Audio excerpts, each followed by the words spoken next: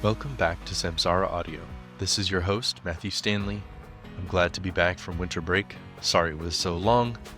However, I'm bringing you a conversation with my friend Joel Carini, the natural theologian. We had a conversation about ideological thinking. So we looked at the Christian community and the ideological thinking that we see going on in Christian discourses, and we extrapolated from that to a broader experience of ideological thinking.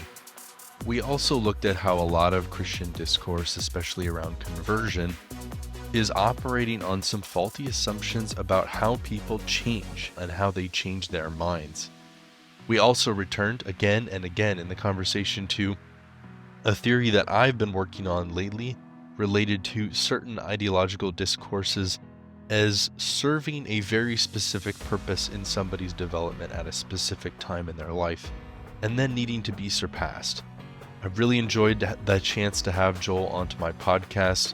We have some similar personal experiences growing up in smaller Reformed Presbyterian denominations, but having broadened our intellectual horizons at different institutions, me at Wheaton College, him at University of Chicago. Over time, I think that we have both been working on addressing the same questions and issues, but from our own different perspectives. So it was really great to sit down and be able to compare notes. I hope that you enjoy this conversation. Thanks for your time. Thanks for listening. Let's dive in. This is the first episode of Samsara Audio of 2024. And I'm happy to have my friend Joel Carini on. It's been a while since we've talked, although we've been working together in the Other Life community for about a year, writing circles every morning and building our audiences, just trying to push out work on a regular cadence. So we've kind of been on a little bit of a journey together, and Joel put out a piece maybe last week called Berating the Godfearers that I thought was the perfect opportunity for us to sit down and have a conversation, because it encapsulates a lot of the impressions and feelings that I've also had about Christian discursive spaces and just kind of ideological thinking in general. So I wanted to have Joel on and chat. Joel writes at The Natural Theologian. That's his Substack where you can find him. And Joel, welcome. It's great to have you. That's great. Yeah, I've really enjoyed working together and getting into the online writing, which I feel like can just be much more human than the academic, which is what I've been doing in my degree. So yeah, I've really appreciated working together and having the cross-pollination of our different ideas and other folks, and speaking just on a human level to other,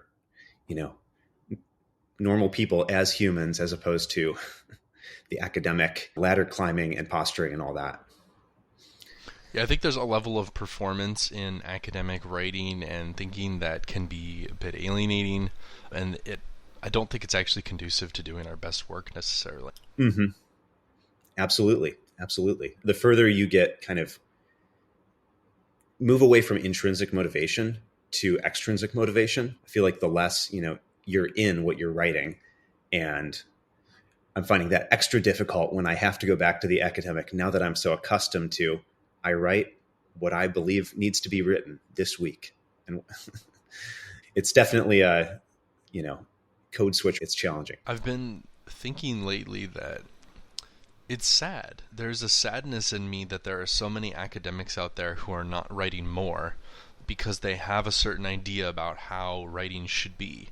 They think that anything I'm writing needs to be in a peer-reviewed journal, it needs to be in a magazine of note, or it needs to be published as a book. And so you've got people with, who have been in academia for maybe 10 years. They're fresh out of their PhD. They've been, since undergraduate, they've been writing daily. And yet they've got 2 books in an article. And that's the only thing you can find from them anywhere on the internet, And it's like, wait, you've had way more interesting thoughts between when you entered your undergrad and now. Why are they not on the internet? Why can I not find them? And so to me, it's just this tragedy that the norms and structures of academia have kept these ideas locked up in people's heads instead of liberating them to share. Yeah, Totally. I think Substack offers like inviting people into the process of us formulating our thoughts. I was thinking about the comparison to like peer review in academia. And I see it in some of our colleagues who are writing online. We have a worry that we won't dot an I or cross a T or have a correct footnote sometimes to have it up to snuff and kind of replicate the academic standards on our own. But things like peer review, I mean, we forget like philosophers or academics, like they do talk to each other in the hallway. They do have unfiltered conversations where they miss footnotes, but only a very, very select group of people get invited into that process. So people can't be kind of brought along. It's kind of a pulling up the ladder, or we only let down the ladder to a very select group of people, as opposed to, allowing it to go out more widely, welcoming people into the process of our thoughts, which I think involves, especially with Substack and the online writing, like writing things that we might later disagree with. Maybe next week we'll disagree with what we wrote because somebody pushed back, but that's okay. We're inviting people into the process of coming up with the thoughts, not trying to deliver perfect journal article ready conclusions. I think the way you frame that kind of brings out maybe why this likely won't change in academia, because I think that there needs to be this level of inhumanness where research is kind of handed down to the people from on high. There's this ex cathedra sort of speaking that takes place in academia, and I think that we saw this especially during COVID. We see it a lot in sort of scientific discourse of like, hey, this is what quote unquote the science says.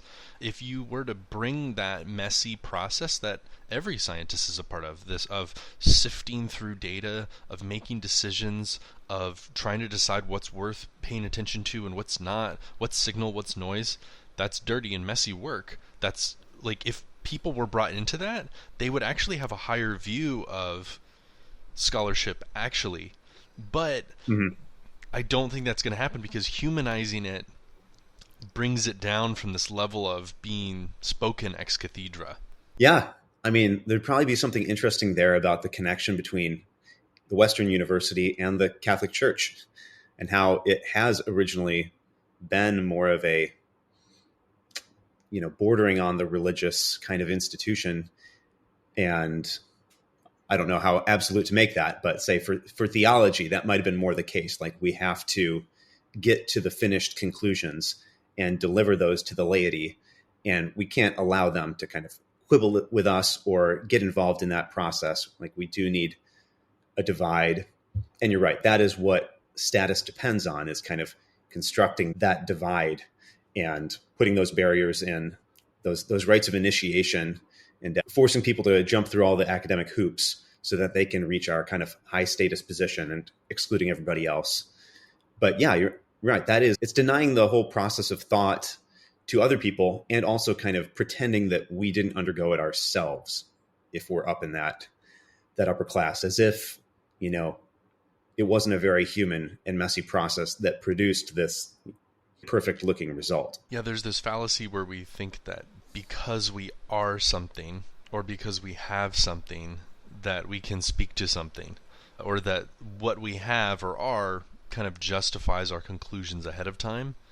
I concur. There's something like a dark wizard in the ivory tower. I mean, the kind of thing, like almost this magic that's occurred, as opposed to something that can be democratized. And, from time to time, you have philosophers and scientists, people who popularize, or, people like John Dewey, who specifically want knowledge to be spread to the masses.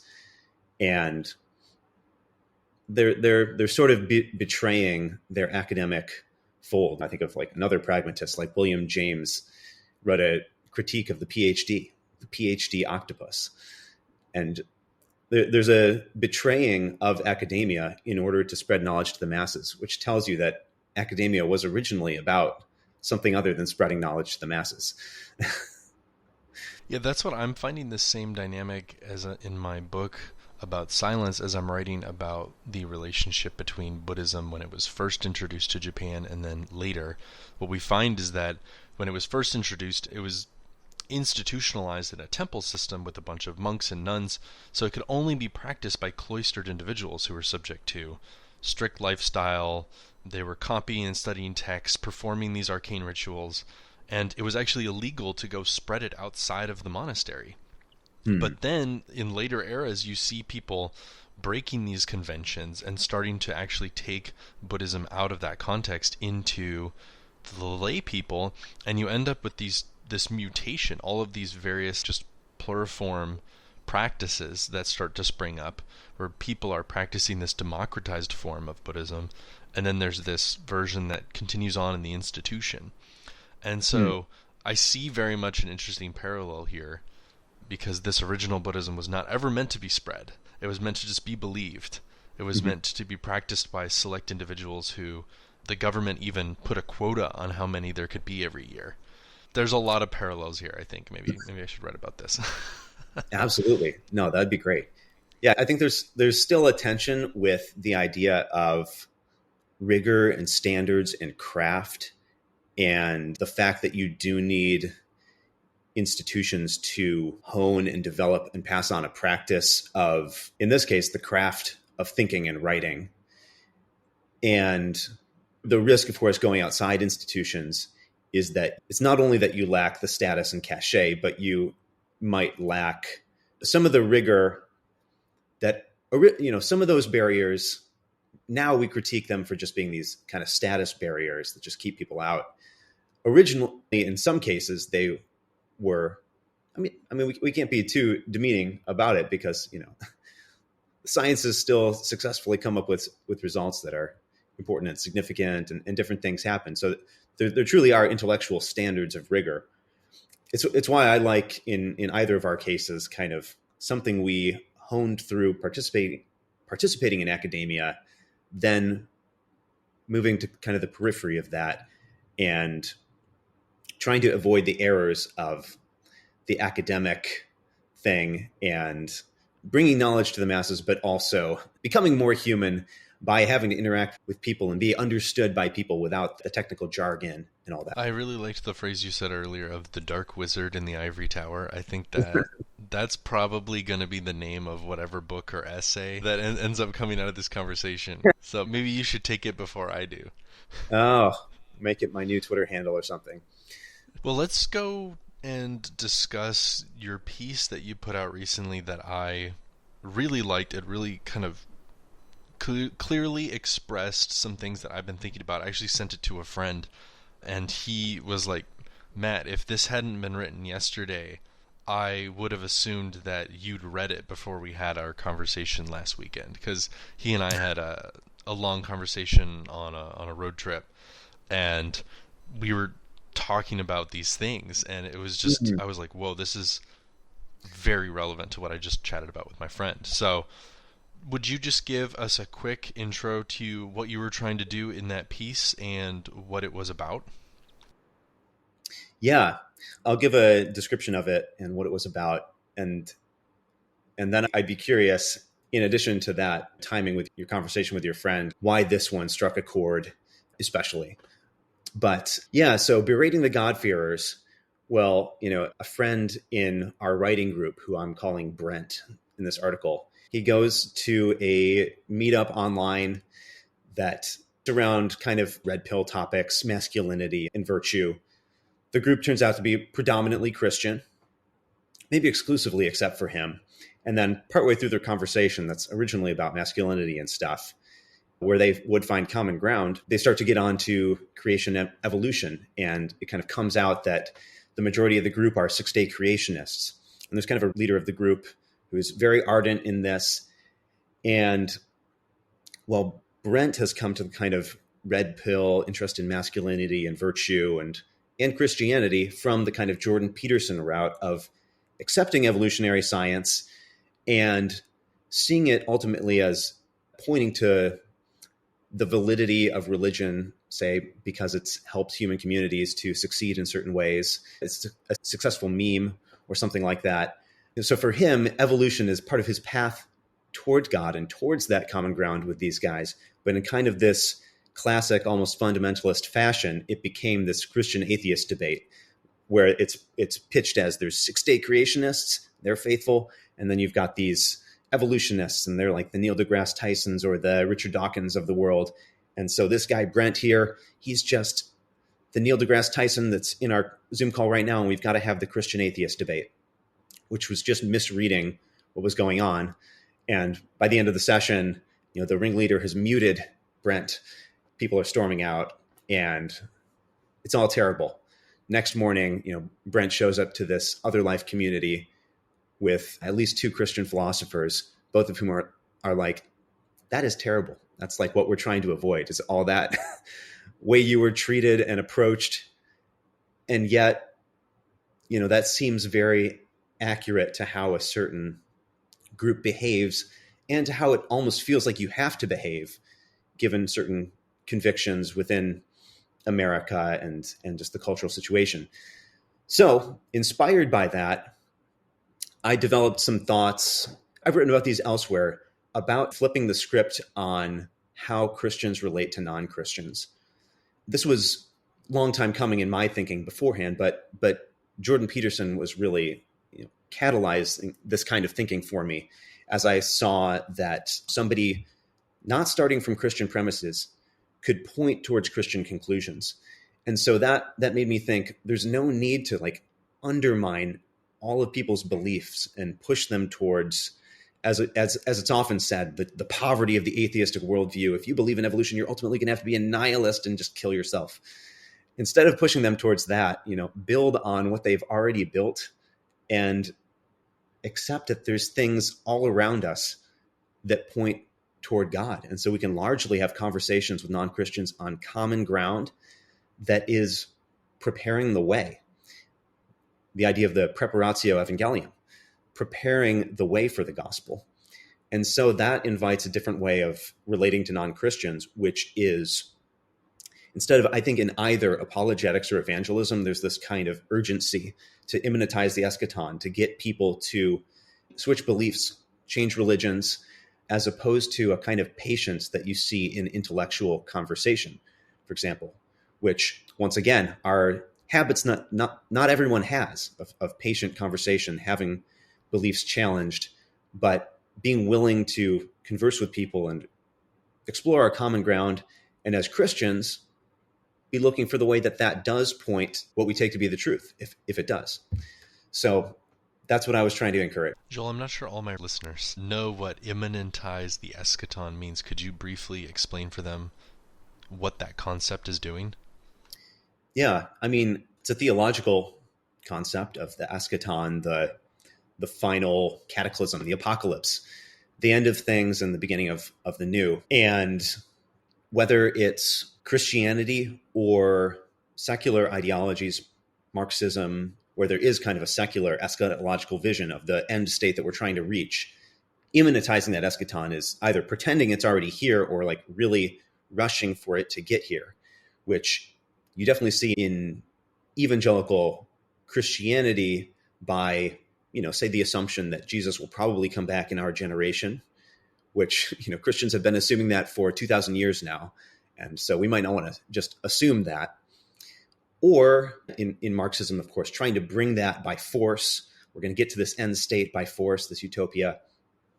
Or in this case, it's sort of metaphorical. The eschaton is the end state of this guy becoming a Christian, a full-throated six-day creationist in this case.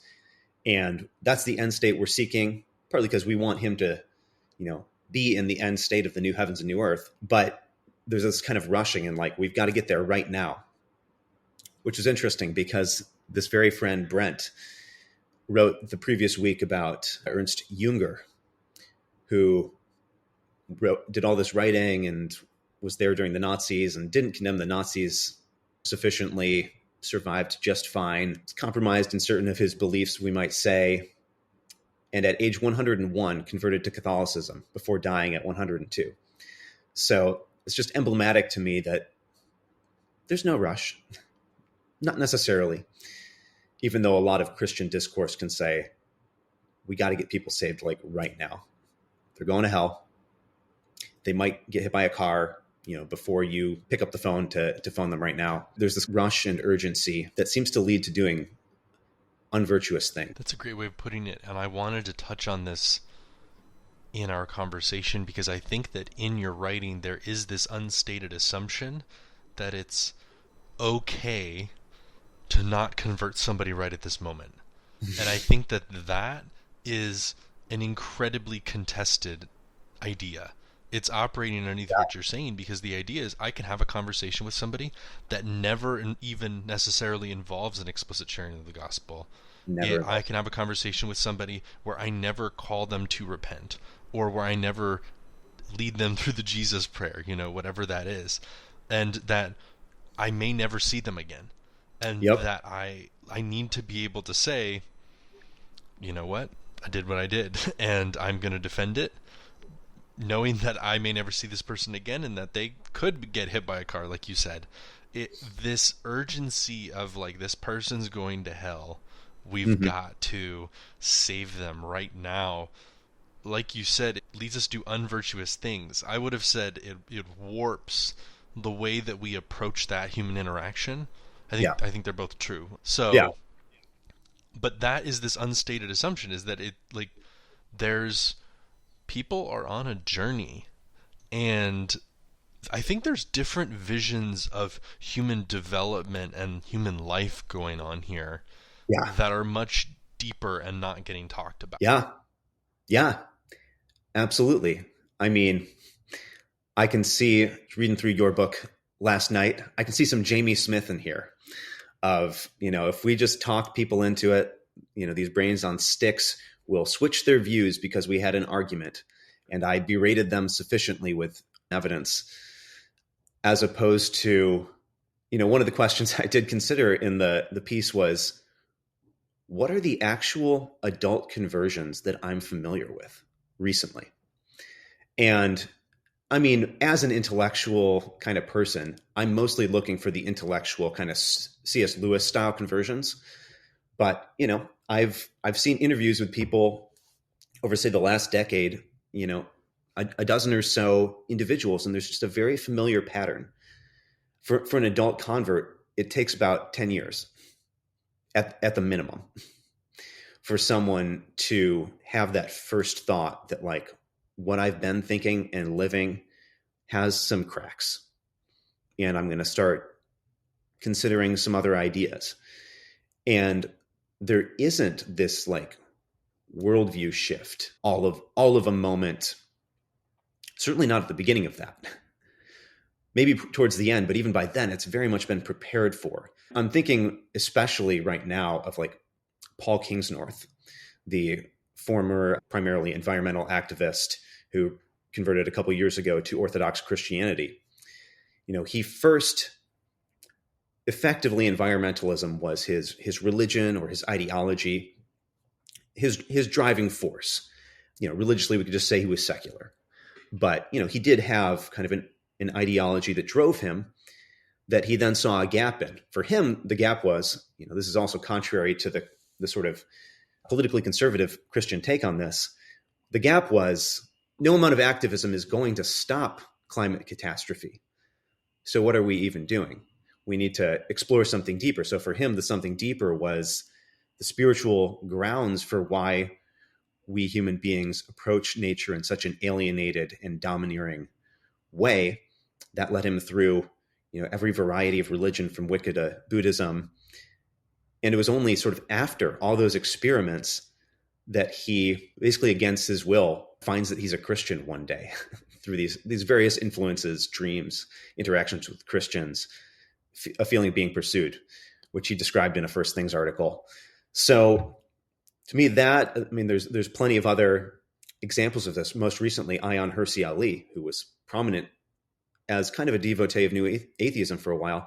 She's definitely followed kind of the Jordan Peterson path of seeing the utility of Christianity and then coming to its truth when she felt kind of the psychological and spiritual need. And there's other examples, but in each of these, like, this is one way to get at kind of the humanity of how do people actually develop new religious ideas. Like, it's that complex. It takes that much time. And I just contrast this with, in the beginning of the musical, The Book of Mormon, the one kind of hilarious Mormon elder knocks on the door and says, "Who wants to change religions? I've got a free book written by Jesus." And, even the Mormons will admit that is just, it's not a very effective way of evangelism. It's not their actual primary effective way of getting people converted. I think it's more a rite of initiation for their young men. But having this much more long, drawn out and human, to come back to like the Jamie Smith stuff, recognizing for someone to really switch religions, they've got to really feel some serious poverty of their other worldview and means of dealing with life. So that's probably going to be a life event beyond our control that forces them to their knees. And that we can't anticipate when God will do that. But we don't want the event, forcing them into depression to be the argumentative conversation they had with us. So, yeah, I think there's a much more human way of understanding how people develop. People are very willing to switch religions, maybe in like college. There's like a brief period where people are like, I might switch worldviews. And it gets closed down pretty fast. And then for most of life, it's a long, drawn out process. So I think we should just adjust our approach in light of that actual psychology of human life and religious conversion. I totally resonate with that. I think it's smart to be looking at what are the stories of people who really did change, who heard the news and who changed their lives and were changed in light of it. And what is the real concrete reality of that story? Because I think that we do often hear there's like, oh, brother, let me share my testimony. But that testimony that gets shared, I'm not saying it's inauthentic. I love to hear those stories. But what happens is that those stories cover over unconsciously, most likely, the 1,000 little things and the questions and the doubts. The story is always about how God did something amazing or how I just changed my life and now, all my problems are gone. But it doesn't talk about like the person who maybe planted that seed 10 years ago through just a conversation that you had. Like, I did hear a testimony recently from a guy in our church who he grew up in Turkey and became a Christian. His father became a Christian, he didn't even know any Christians, but some random German guy that he met gave him a Bible. And 10 years later, he became a Christian. Now his family's a Christian. And so it's like, that guy just like gave him a Bible. Like never saw him again, and that was it. But it took him 10 years, like you said, to get to like, after like reading that Bible and struggling and thinking about it and being a part of his culture, it took him a decade to be able to come to the point where he's like, no, I actually do believe this does make sense to me. And so looking at those empirical stories and seeing what are the mechanisms going on there is extremely powerful. And unfortunately, something you're pointing out in your piece is that Christians tend to not be very good at that because they've blinded themselves using the sweeping sort of worldview or ideological thinking. So worldview thinking is something you and I are very familiar with from growing up in Reformed circles. You went to Westminster Seminary. I went to a little Christian school where they taught us Van Til and Schaeffer and presuppositional apologetics and all that. Do you want to kind of briefly bring our listeners into like, what is the worldview conversation that's happening in the Christian church? And also, how does it have kind of an analog outside so that they can identify the same type of thinking in their own situations? Yeah, absolutely. So worldview, I think it's in Christian circles a prominent way of doing apologetics, having a Christian approach to philosophy.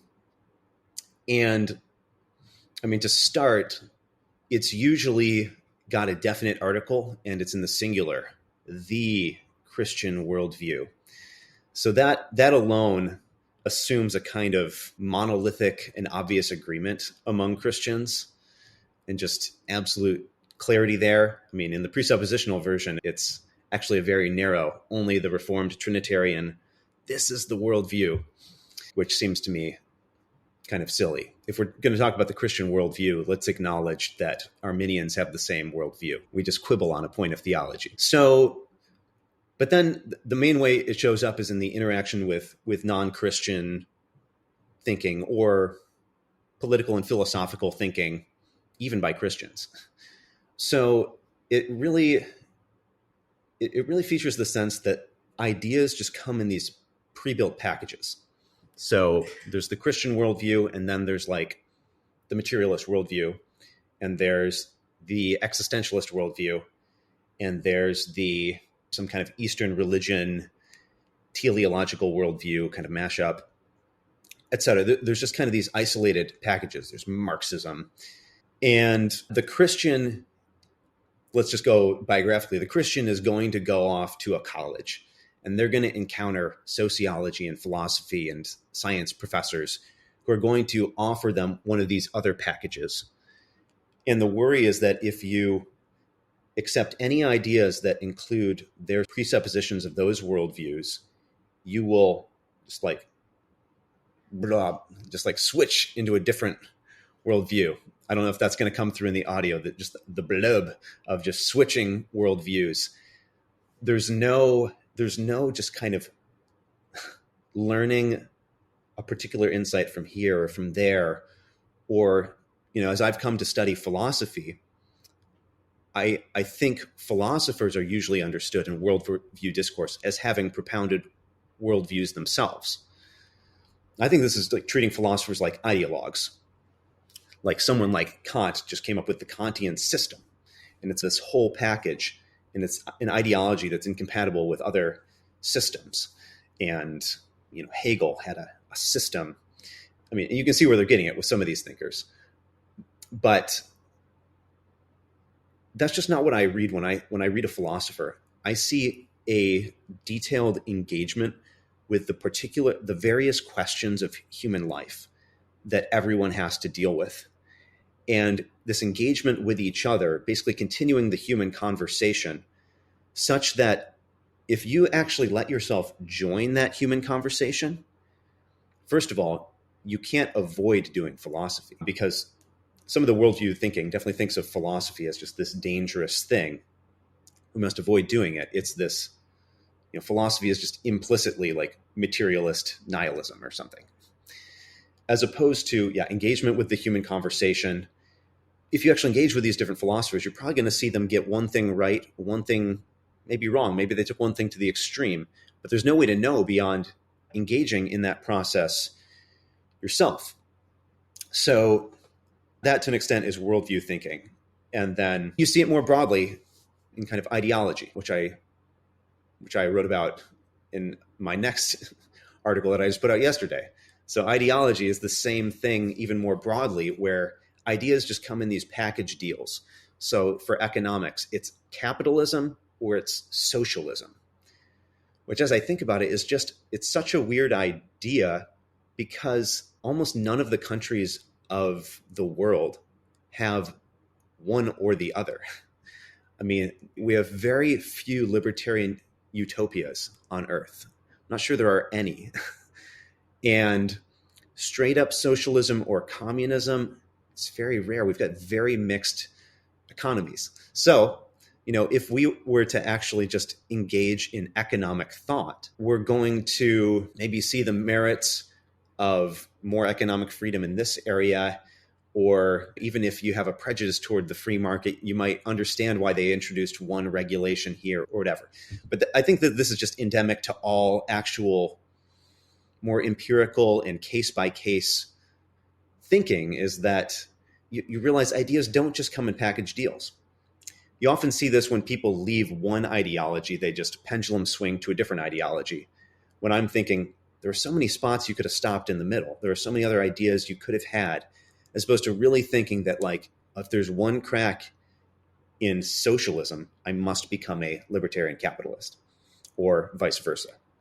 So, yeah, that's a broad intro. Presuppositional is this like extra concentrated dose of the worldview thinking, which I've opposed. But that's worldviews and ideologies. I've got so many places I would like to jump in there, but I want to hone in on one thing in particular because it relates to the story that I shared of my friend and the conversation that we had. And you brought up that apologetics was kind of developed as a way to inoculate young people against bad ideas. And I think that we should emphasize that more, is that apologetics at its best is a kind of a transitional discourse that is maybe needed for somebody who's immature and lacks judgment on how to navigate choosing ideas and influences very well. That would be the strongest steel man I could give it. Yeah. But the conversation that I had with my friend came from us volunteering at a young men's Christian leadership conference right before the new year. So I've volunteered there a couple times. It's an organization that I grew up in and benefited from a lot, led by a guy who is reformed theologically and a lot of godly men. But the theme was basic training. Life's not complicated, it's just hard. And I think that this leadership theme for young men of life's not complicated, it's just hard, is maybe a useful message at a certain point in one's life. I remember being 13 and barely being able to keep my horny, raging hormones under control. Or just desperately wanting to be acknowledged by other people as unique or interesting or anything at all, really. And so I think at these key developmental points, there are certain discourses that we might need that are kind of facile, that serve us in the moment.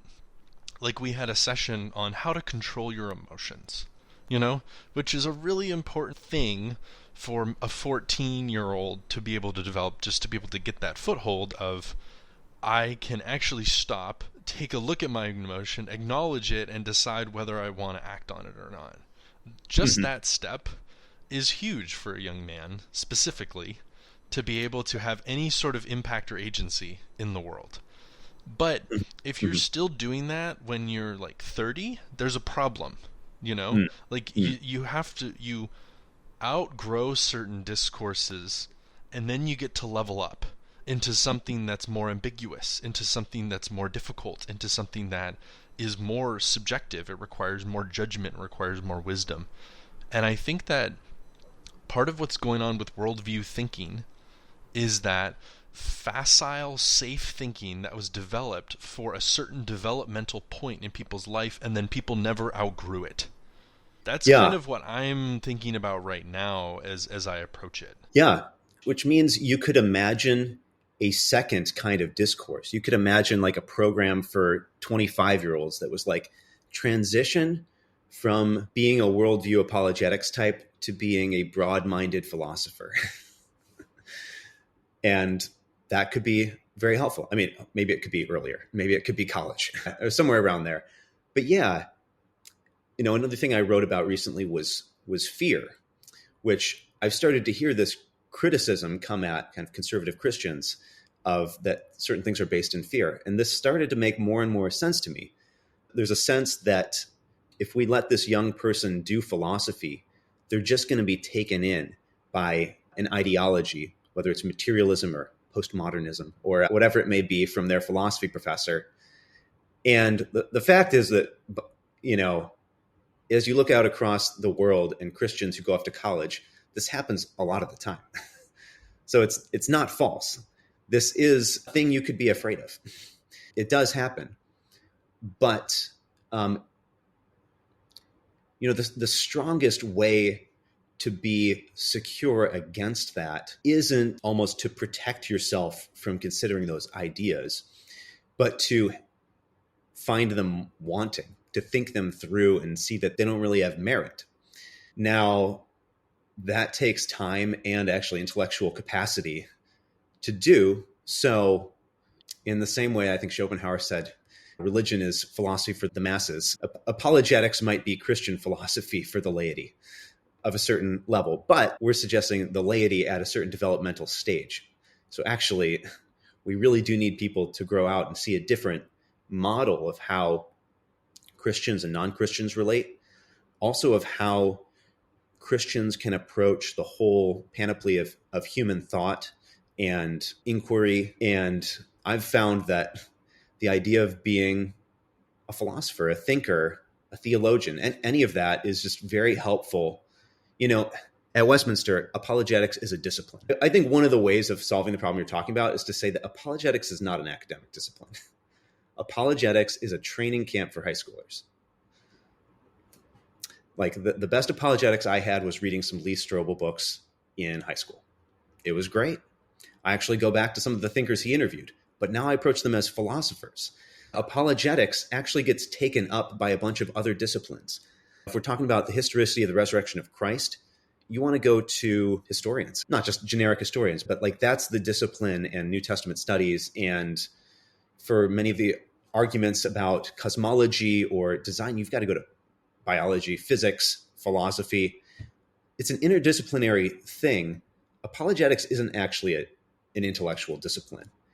You're selecting elements of different discourses with regard to, do they touch on the question of, is Christianity a true religion or not?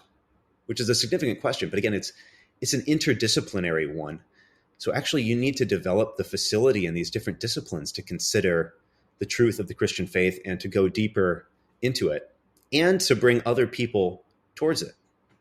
Yeah, I think that this apologetics discipline and the charismatic, much lauded practitioner, the apologist, is this unique figure who we should be analyzing their subjectivity and their desire.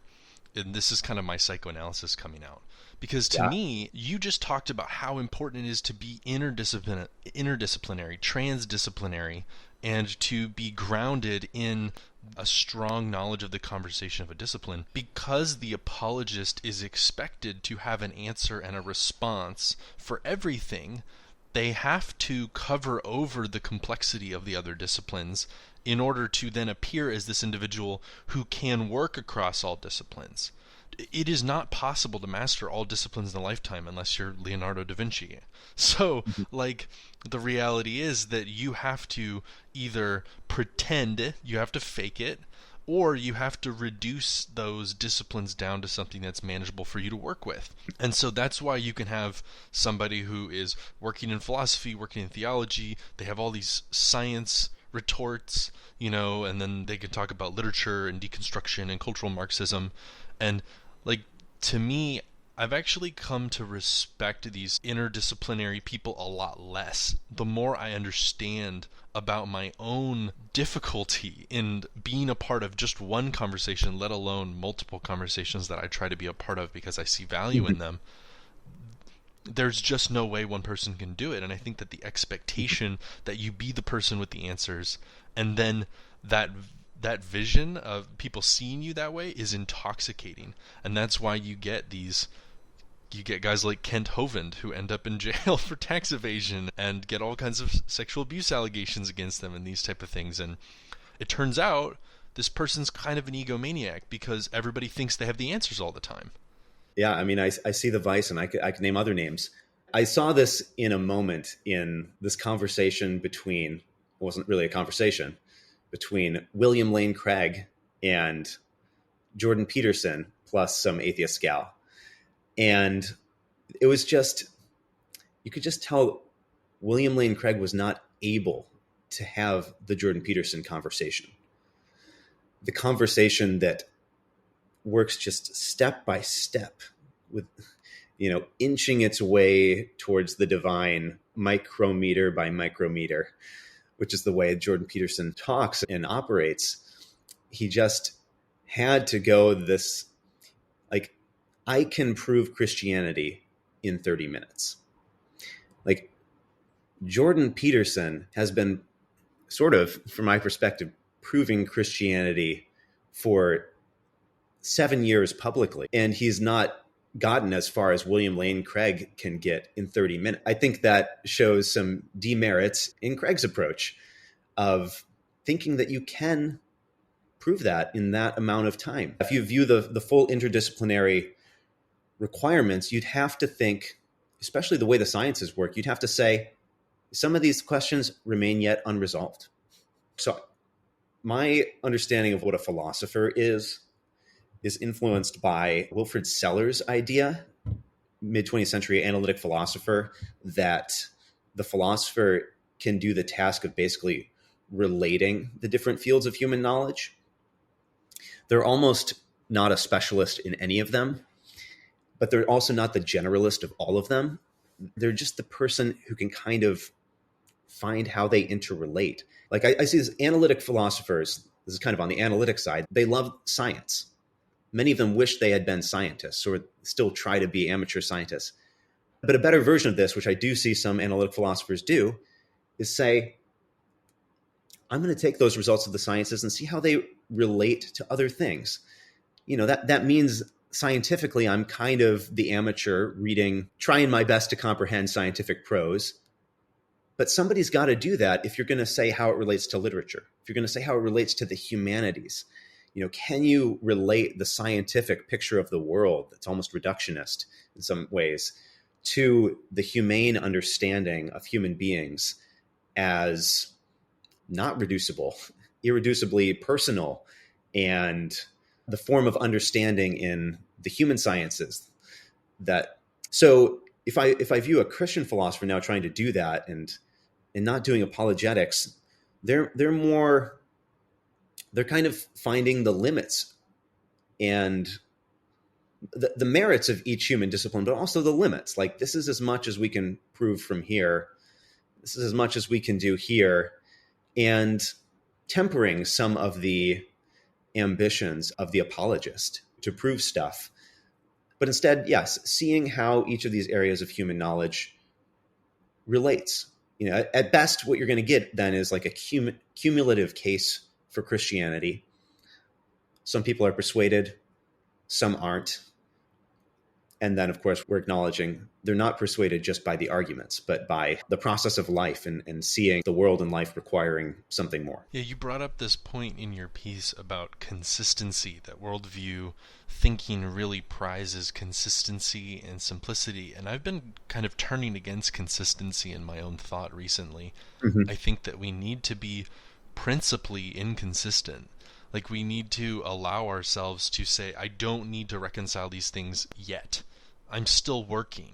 You know, like the meme of like, let him cook, you know, that sort of thing of like, to me, like, let me cook. I'm still working on it. I don't need to reconcile these things just yet.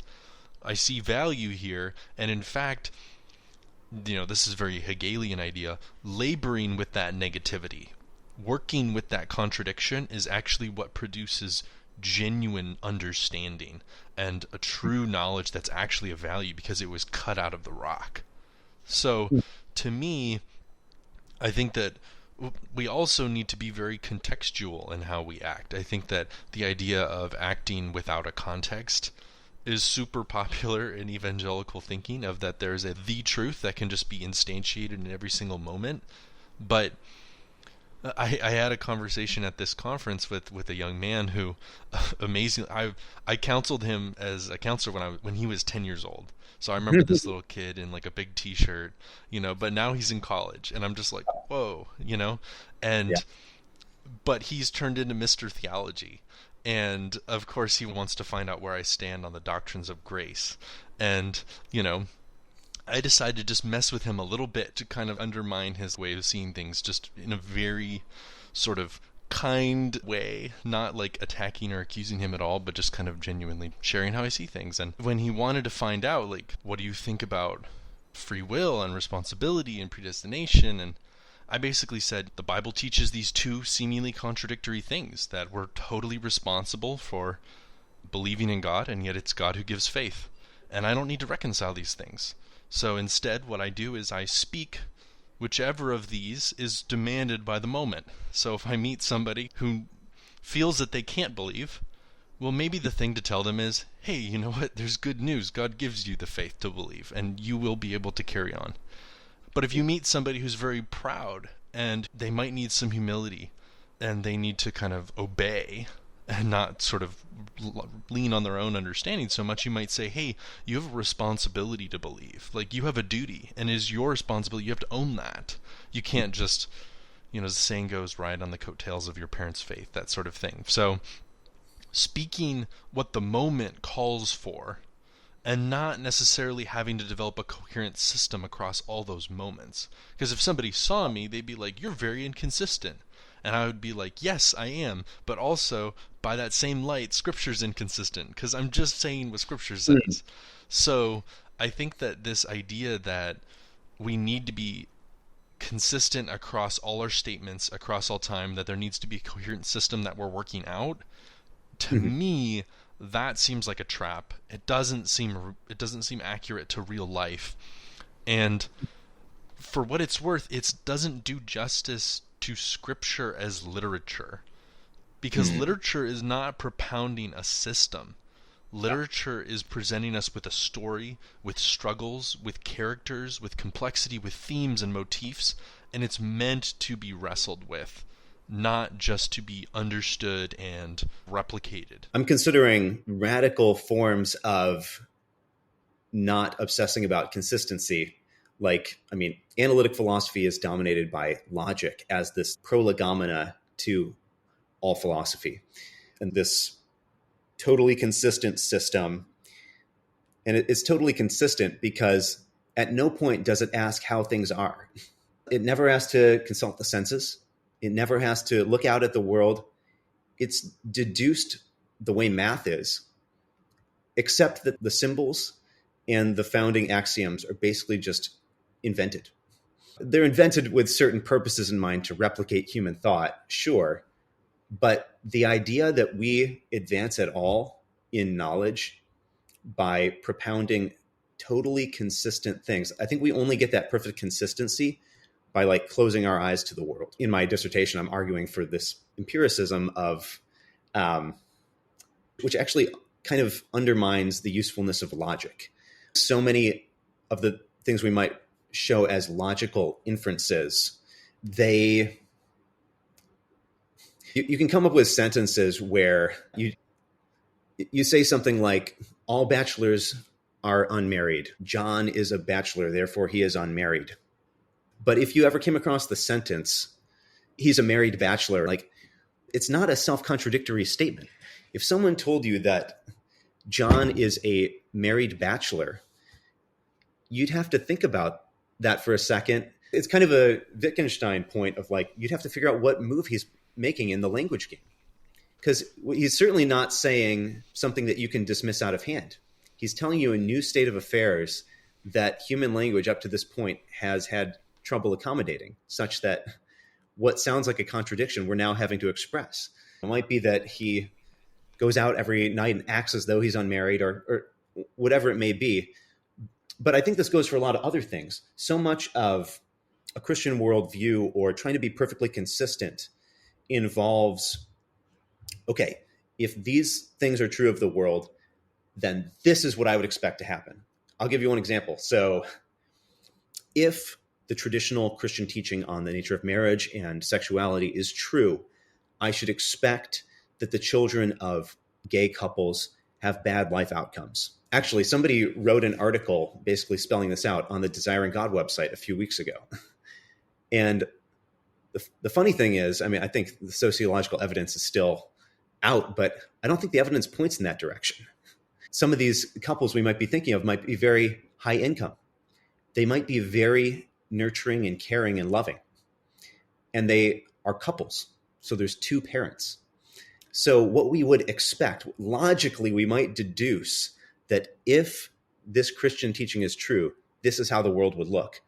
And we might come to find out that no, there's a contradiction here. There's an inconsistency. But that's something, notice something empirical got into my worldview. Something broke in. And all of a sudden I'm having to not just in a consistency and oriented logical way deduce how the world must be, but I'm finding the world is more complex. This is true, potentially, but this is also true. How do these things relate? How should Christians approach moral and political questions as a result? How should they approach actual gay married couples or so on? And this might modify our approach. It could upend our theology. It's happened to some people. That's an example of, instead of seeking consistency, when you actually open your mind to how things are in the world, you can find things that are inconsistent. And that's where you're learning something new. To quote another friend of ours, you're being surprised. What you thought the case turned out not to be the case. That's the moment when you can actually learn something. Yeah, to push on that, when something new comes into your world, you pointed out that there's a decision moment. And to me, that decision moment is an inherently ethical realm. Like, the decision moment is there's something new. I have the opportunity to either open myself to consider it, give it space, allow it to be with me and for me to be with it and to see what its value might be. Or I have the opportunity to fire all phasers, destroy, assimilate it back into my current system, rationalize it, just fit it into whatever I currently think so I can keep moving on and I don't have to be unsettled. And I don't know if there's a way, like there's not a program or a protocol that you can implement to get a person to be that type of person. That is the work of formation, of human development, that brings a person to the point where they are the type of person who can be open to, here's a new piece of information and I'm going to sit with it and be uncomfortable for long enough to allow myself to be changed potentially by reality in ways that I can't predict and that could be scary and that might send me on a journey. But I'm willing to be unsettled because I'm willing to continue to be on this journey of seeking out the truth, of really engaging with my world and not closing myself off. I think that ideology is a narcissistic fixation. And I know that the discourse of narcissism is kind of popular, but I use it in a very clinical psychoanalytic sense of where you're literally fixated on an internal object that you identify with. I think that Lacan is really good on this, where he talks about how the self is an object. We're usually very loosey-goosey with how we use the word self, but in Lacanian terms, the self is an object, a mental object that we identify with. We misrecognize ourselves as this object. And in ideological thinking, this self-object kind of finds itself within an imagined story or a structure or a scene. And that scene that we are fixated on, that we are a part of, that kind of early on in our lives as children, that gives us enough structure to master our drives, to venture out into the world away from the safe harbor of the mommy relationship. But at a certain point, that self structure, that ego structure, starts to become a closing loop. It begins to outlive its usefulness. So this gets to this idea of certain discourses can be helpful at certain times, and then we have to move beyond them. So we have to kind of move from, there's the realm of the mommy-child dyad, to we have to move to the ego to be able to break that, but then we have to move beyond the ego. And there's various theories about what that is. Is it moving to the symbolic? I think that's kind of what the Oedipal complex is. It's the symbolic. It's that entrance into sociality, into the world of signs and symbols. And then there's this move to the real. How do we move from the realm of the social to the realm of the real? And that transition is the one that I think folks who are still attached to worldview thinking are somewhere on that cusp between the ego thinking and symbolic thinking. If they're neurotic, they've made it into symbolic thinking. If they're psychotic, they're still living in kind of egoic thinking. But we have to figure out how to make this move from the symbolic to the real. And I think that's what you're getting at somewhat in your work, of wanting to be more empirical, to wanting to be natural, wanting to be engaging with the world. So the ideological thinking that we're kind of trying to combat, that might be this ego phase, and the social itself, and using language, communicating with others. Maybe that's, quote unquote, the going off to college, the encountering of other ideas. And so there's one move that's like, let's put up barriers to prevent any of that from changing us or anything getting in. I think this stuff about the developmental phases and the maturity, like this is significant. But I also think, what is its kind of spiritual significance for us as the Christians? Also, its effect on other people. Like, does this even help people convert? Or does this help? Is this a productive relation with the outside world? So I feel like some more of the internal is good to talk about, but also, I don't know, how does that affect other people when Christians don't have themselves psychologically in order? Yeah, so on your question earlier about what is the realm of the social in terms of where ideology functions and the ego, I think that what needs to be pointed out is that a lot of community isn't really community. A lot of community doesn't actually even make it to the level of the social where we're actually engaging in alienation and being challenged and meeting other people and encountering others. I think that a lot of community doesn't rise above the level of a group of people hallucinating together in ways that kind of just overlap enough to where they don't notice most of the time. Yeah. And when they don't overlap, they split up so that they're in their different hallucinating groups. Exactly. Like, if you are harshing my hallucination chamber too much, then I need to go find my own hallucination chamber, and anybody who wants to join me can come with me as long as you don't harsh it too much. So that, to me, I feel like that's where a lot of ideological thinking is going on, is a group of people hallucinating their community. And if we actually went to the realm of the social, where there was an encounter with the other in this conversation, like you've talked about, where you just meet and you're genuinely willing to engage, you can hold space for things that are different and not have to close them down or reconcile them, and just kind of like let them have some space and consider them and see their value. I think that that's where you can actually begin to do some real work. It really reflects on like us when we say are offended by what someone else says. Like, I just got a Substack comment from an atheist guy saying he told this Catholic friend he thinks all people who believe in God are under a delusion. And this guy got all offended. And that's clearly the Catholic guy's problem. If he's getting offended by this, I mean, what else would you expect an atheist to think about where belief in God comes from if there's no God? I mean, if I had to give a hypothesis on the presupposition that God doesn't exist, delusion sounds like a plausible one. So that we respond to disagreement, like fear, I mean, that betrays, for example, discomfort or uncertainty on our own part. The fear that it might not be true. If I really listen to what you're saying, I might have to give something up. I might have to change something.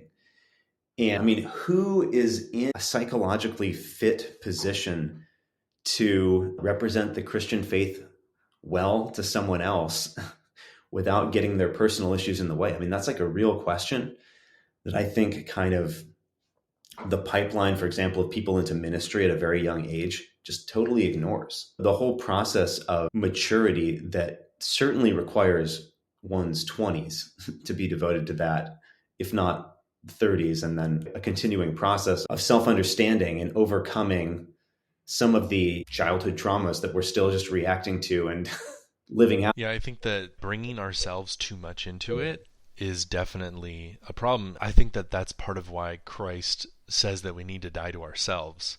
And I think that dying to yourself is a part of the process of encountering other people, because in that encounter, you need to be open to dying. And you also need to be open to the fact that on the other side of that encounter, who you were in the past is going to be dead as well. And so that just means that the act of being in relationship with other people is inherently dangerous. It's inherently uncomfortable. It's inherently painful. I think that if I were that Catholic guy, I think that instead of getting offended, I would see that as an opportunity to have a conversation. Be like, really? Like, do you think that I am delusional? Like, I would make it personal, because he made this broad ideological statement. The atheist is being and so it's like, take that ideological statement, bring it into the moment and say, really? So do you think I'm delusional? What do you think I'm delusional about? And then suddenly you can have a real conversation, and who knows, maybe that's going to go to the point where you realize that maybe you're both indulging in similar delusions, and then you can move towards truth together. Yeah. Because the reality is the atheist guy has delusions too. Yeah. We're humans. The idea that there could be a common pursuit there. I mean, I assume when an atheist describes believers as doing terrible things in the name of God and subjecting themselves to mind control and these different criticisms you hear, I also disbelieve in that God, if you will, or I don't believe it holds of the true God. But I would agree that that conception of the highest good would be a terrible one to believe. And there are probably some people calling themselves Christians who are falling into that error. So instead of seeing it as this guy and I, we have totally different starting places, and it's got to be all my way of thinking or his way of thinking, it's got to be he has seen one thing that's wrong in the world, one way of being that's terrible. And I see problems of another way of thinking, maybe a kind of atheism that allows you to be more self-indulgent, let's say. Okay, well, maybe both of those are erroneous ways of being in the world. And he and I are actually both in a common pursuit of the best way of being in the world. Oh, well, now we're just doing philosophy. And it's a common pursuit and a common conversation. Yeah, there's this way that evangelicals think, and I heard it at the leadership conference, the idea of kind of dividing the truth from the lies. It's this idea that there's somebody speaking truth, and you need to find them and listen to them.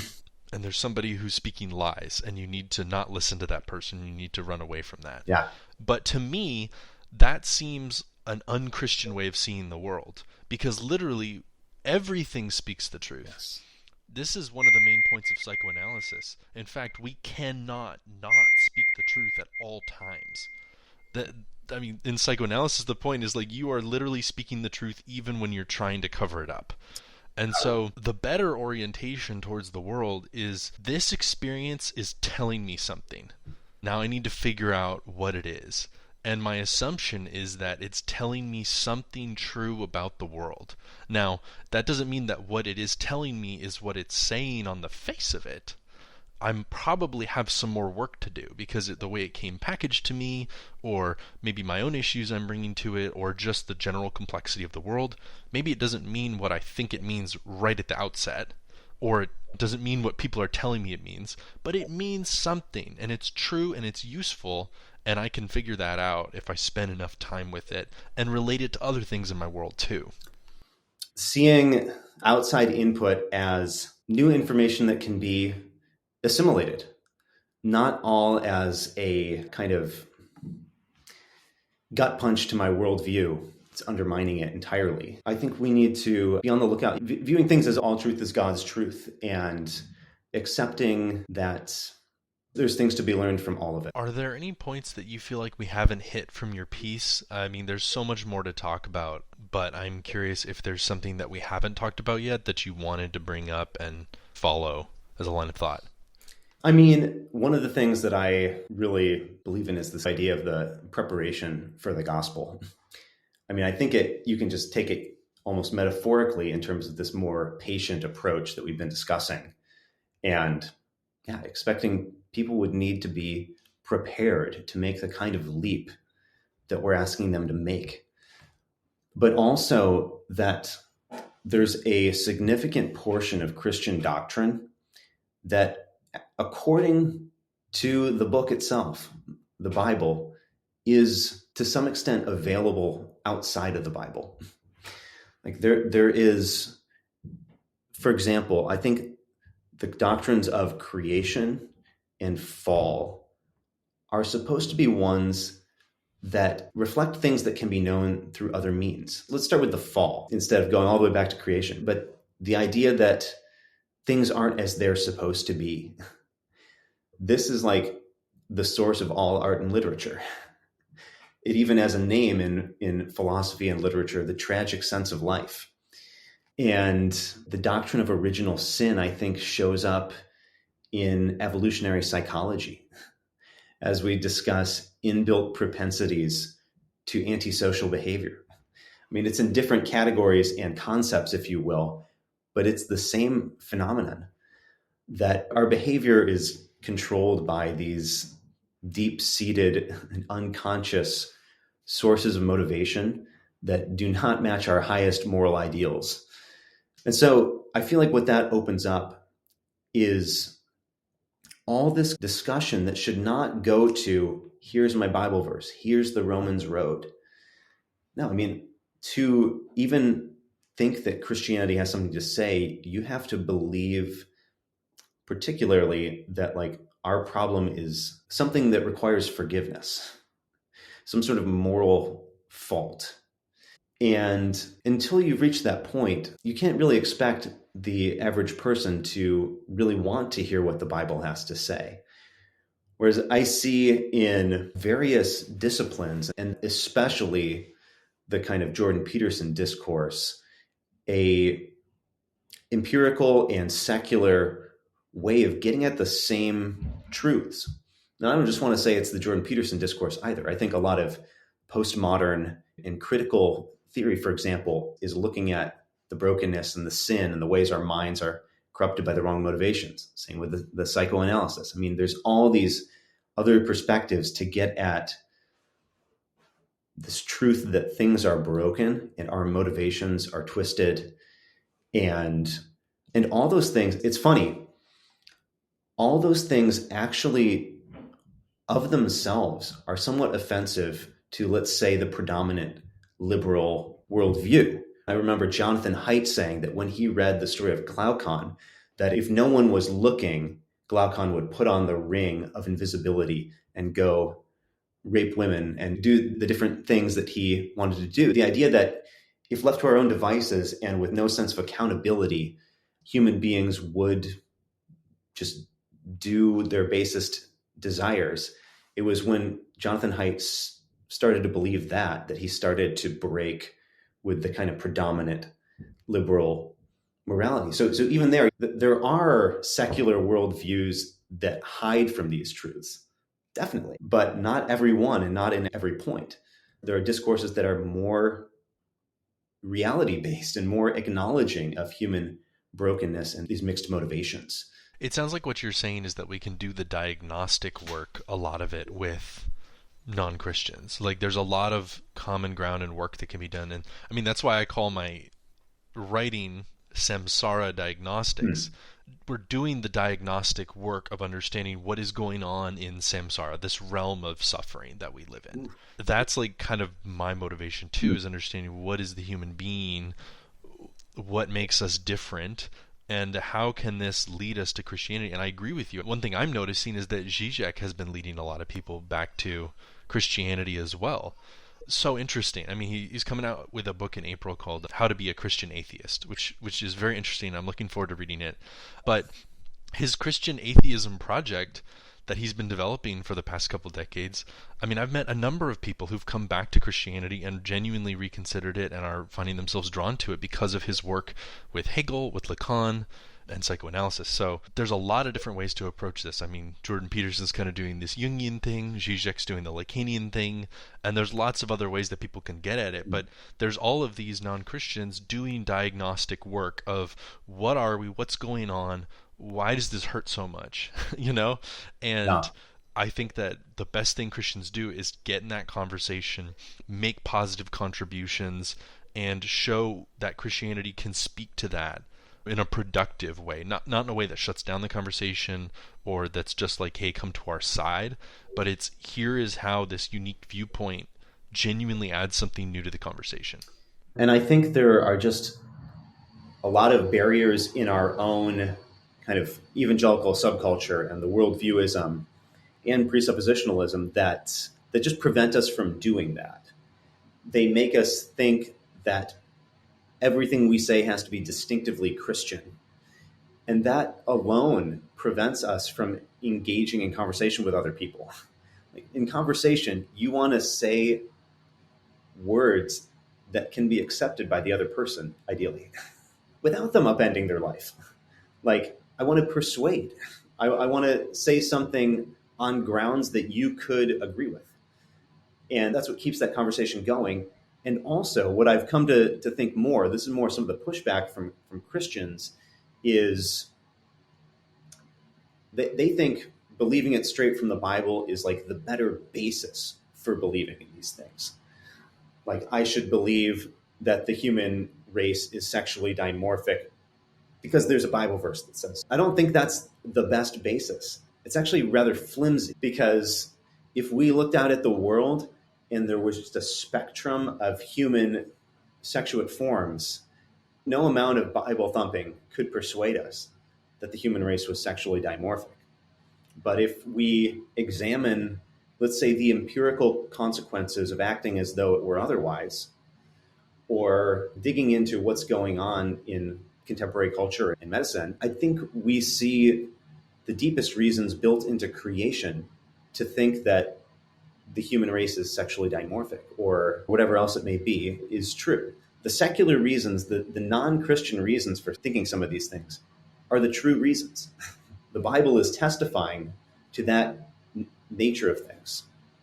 Yeah, it's a symptom of ideological thinking that when you encounter something different, you look for a reason why the world isn't conforming to what you thought instead of changing what you thought. That's the Bible verse thinking of, like, bring the Bible verse, and then you find, oh, there are people who kind of experience themselves in a different way. All right, well, what's going on here? And then trying to understand that instead of like, well, that's a symptom of something else, or like the world doesn't conform to the way I think things are, so there's got to be some sort of other cause that's causing it to deviate from the way I see things. So that's actually, I don't know how much you've read Ian McGilchrist on the left brain, right brain, but that's actually left brain functioning. The left brain in particular has a high affinity for things it already knows, and so it has a tendency to pattern match back to what it has already thought and fit new information into old frameworks, whereas it tends to be the right brain that helps maintain space for contradictions and is looking out for that new information in order to be able to encounter it as genuinely new. And so the left and the right brain work together to do this integrative work, but the left brain on its own is not good at this encountering new information and then generating a new insight on the basis of that information. Its tendency is to just take that and fit it back into an existing framework in a way that just confirms what it already knows. I'm just starting to think that what we need on sort of all ideological sides is the overcoming of that. And that there's this greater, back to how moral and intellectual virtue are tied together, there's this greater moral virtue in being willing to be challenged and having to integrate new things into your perspective on the world. But the evangelical subculture is a particularly good example of this kind of ideological maintaining what we already think against counter evidence. These various protective measures to keep us from that risk of social interaction, the risk of thinking, the risk of encountering new information. So I almost feel like as evangelicals who are striving to be philosophers, that we have a special word to say even to everyone else who's trying to avoid ideology. These are the dangers. These are the ways you avoid it. And this is how everyone can be better. Which also, it doesn't mean that I think the world would be the best place if everyone jumped into my ideology. I actually think the world would be a better place if we embodied what I think are ultimately truly Christian virtues, but not by any means the monopoly of those who profess Christianity, of those who bear the markers of the evangelical subculture, or who give the right Christian worldview answer. I think this is what free speech discourse is getting at, but in a very confused way. I think that free speech as a concept has become a proxy for the much more complicated topic of you as an individual cannot grow without openness to difference. Yeah. And therefore, free speech is this like protocol that gets enshrined at a communal level of making sure that the community doesn't foreclose the possibility of new perspectives emerging from within. Yeah. And so it's actually a way of protecting people from ideological hallucination, because the thing that breaks up ideology is new perspectives and conflicting data Mm-hmm. that emerges that the ideology can't handle. Sort of like Kuhn's paradigm shifts in Yep. science. Once enough conflicting data accumulates, the paradigm is sort of seen as bankrupt and people have to find a new paradigm, and that's what forces the shift. If free speech is this protocol that allows that destructive and creative process to work, and I think that's what's going on in that discourse. It's not that I've been reconsidering free speech, but I've been similarly thinking what I'm actually most concerned about isn't just that people be able to say whatever they want, but that our society is considering preventing people from stating certain foundational things that we all know to be true. It's not that I necessarily want a free-for-all. It's not that I really think it's important for the person who's subject to neo-Nazi ideology to have conversation. I mean, because part of what we're trying to get away from is ideology, but I want the cultivation of truth and through the interaction with difference to exist and have the political structure around it to be cultivated. Pragmatically, the best way to do that may be a kind of free speech absolutism. But that's just like the bare baseline, because then we actually need to cultivate these virtues and have the spaces where people do interact across difference in a truly intellectually and moral way, as opposed to ideological camps shouting at each other, which is one level of encountering difference, but it's not a productive one. What you said earlier about I don't think that the world would be better if everybody just immediately jumped in my boat is a really great insight, and especially I think it can be applied to the realm of ecumenism and church unity. To Absolutely. me, the idea that the church would be a healthier place if everybody just joined the OPC or the PCA is absurd to me. Yes. And so to me, the idea that there are more denominations, that there are more viewpoints, is actually a strength. Yes. It's inevitable, and it's actually a healthy church that's full of many different viewpoints of people struggling to relate to God in their discipleship, in their walk. And because people are different, it's going to produce this difference that is actually creates a conversation where different viewpoints can grow together in conversation with each other.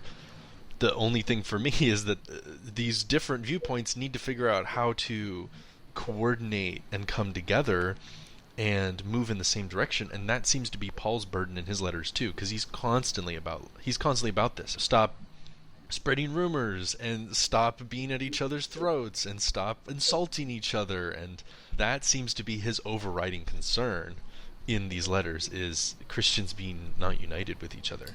It's true that we do tend to get siloed off and not continue the conversation, with maybe the exception of, I don't know, there's just rare places where people really come together. I mean, evangelical theology might be a place where people from different denominations are having the conversation, but we do tend to just get separated off from each other. And we go on the search for the perfect church. We narrow our theological more and more until we think everyone should adopt the views of a very small minority. I think just like psychological self-consciousness helps me realize, for example, that actually I'm a very peculiar kind of person. I flourish best around a very peculiar type of people.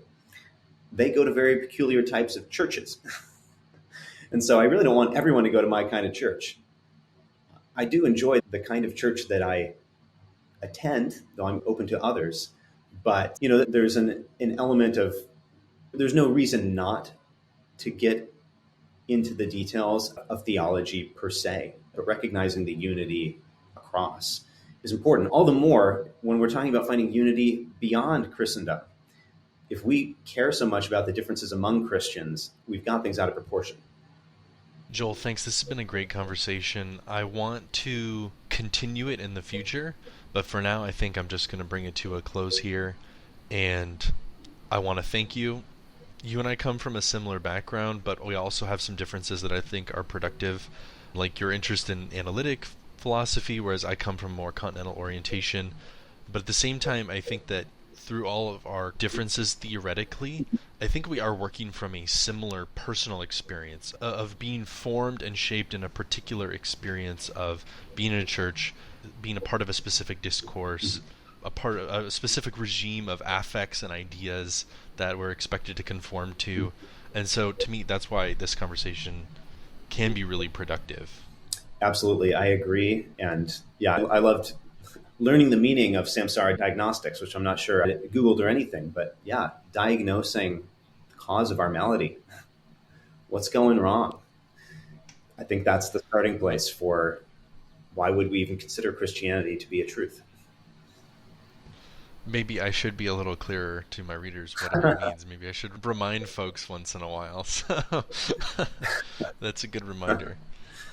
Thanks for doing the conversation. Awesome. Well, this has been another episode of Samsara Audio. Welcome to 2024. I hope it's a good start for all of you. Next month, I will be having Daniel Tutt on to speak with him about his new book about Nietzsche called How to Read Like a Parasite. I'm really looking forward to interviewing Daniel, and I hope that you'll look forward to that as well. It's a great book. Go out and buy it. Also, I would note that, again, Joel has a Substack called The Natural Theologian, and he also just put out a collected volume of his writings from last year. Joel, what's that text called again? That is also called The Natural Theologian. There you go. So if you just go on Amazon and look up The Natural Theologian, you'll be able to get a nice hard copy if you prefer to read things in a physical format rather than on Substack. But I do recommend that you subscribe and support Joel in his work. Thanks. Have a great day, everybody.